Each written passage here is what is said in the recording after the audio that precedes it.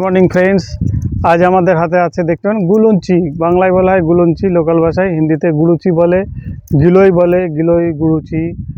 তো এর এর লাখ লাখ যতই আপনি গুণ বলবেন ততই কম। এটা হচ্ছে সুগারের পক্ষে খুব ভালো। সুগার, লিভার, জন্ডিস যে কোনো রোগে আপনি ব্যবহার করতে পারেন। এই দেখবেন ছোটো লতা হয়, এই দেখেন লতা, এরকম লতা। এর লাগে না, মাটির ছাড়াও গাছের সাথে জড়িয়ে থাকে। সুতোর মতো নেমে সেই মাটির দিকে চলে আসে। এই এতটুকু নেবেন, একটু মোটা মোটাও হয়, মোটা মোটা দেখবেন কাঁটা কাঁটা হয়। যদি নিম গাছের সাথে জড়িয়ে থাকে তাহলে সেটা নিম গুলঞ্চি হয়ে গেল।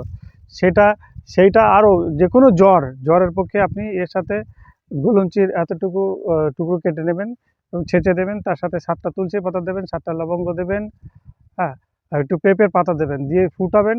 ফুটিয়ে সেটাকে পান করাবেন 2 বার 3 বার। যে কোনো জ্বর 2 দিন থেকে 3 দিনের মধ্যে একদম ভালো হয়ে যাবে।